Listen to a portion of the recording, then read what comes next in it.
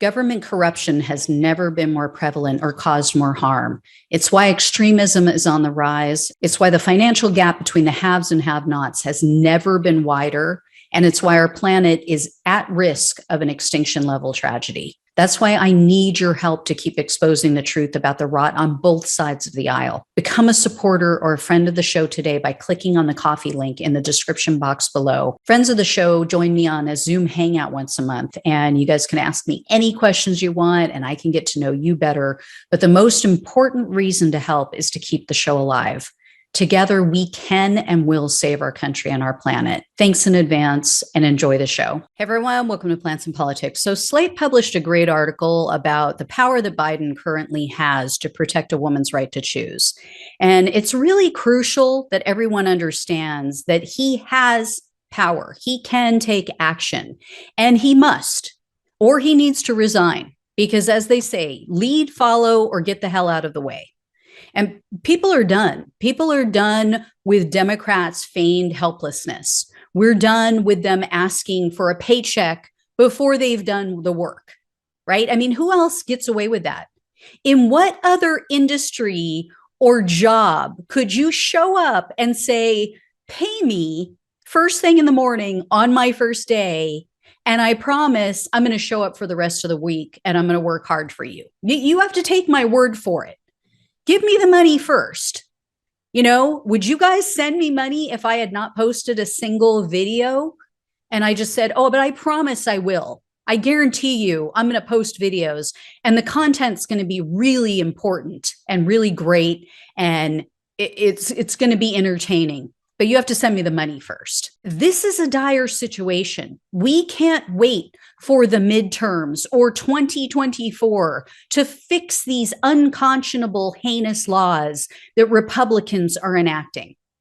You guys have all heard by now, no doubt, the horrific story about the 10-year-old girl, a rape victim, who was denied an abortion in her state.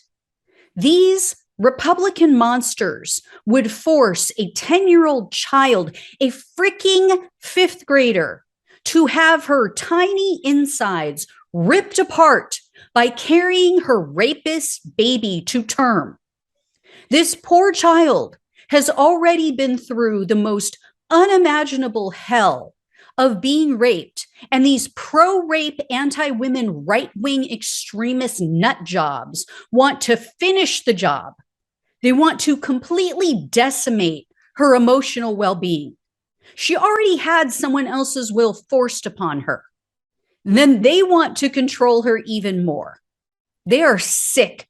They are sick, sadistic fucks is what they are. But they care about children. They're pro-life. Yeah, okay, sure. I'm tired of it. I'm tired of hearing people on the left defend Biden and the Democrats as if they're just helpless to do anything. If the roles were reversed, do you think for a second that Republicans would take no for an answer, that they just sit by and ignore the majority of their base? Hell no. And guess what? That's why their voters are so enthusiastic.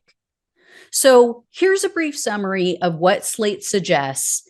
And then I'm going to tell you a few other things that they didn't mention, which I think would be very helpful, if for no other reason, just to tank the Republicans in the midterm. So these do not require more Democrats in the Senate. It doesn't require a carve out for the filibuster.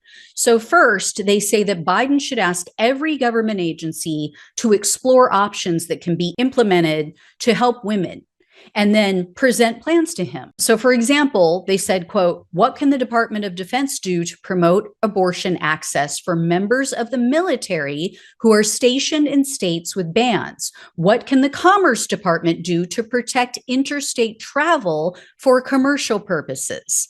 Second, they say Biden should push the FDA to remove abortion pill restrictions. So currently there's a drug on the market. It's called mifepristone. I think I'm pronouncing that right. It's approved for up to 10 weeks of pregnancy.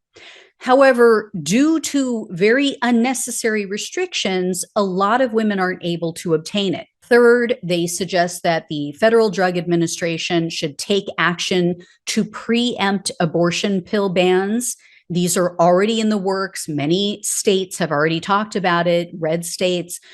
Federal law would supersede the state law in this circumstance. And they say that even if the federal courts strike down the federal laws, at least try it. It's worth a try. Number four, the journalist writes that Biden should declare a public health emergency. That would provide more federal power, and it would allow the federal government to reallocate funds to help women with travel costs. It would ease licensing restrictions for providers. It would also grant civil immunity to medical providers. So if they're practicing in a state in which they're not licensed, they couldn't get in trouble legally. This too could also be struck down by the courts, but it's worth a shot. You take every shot.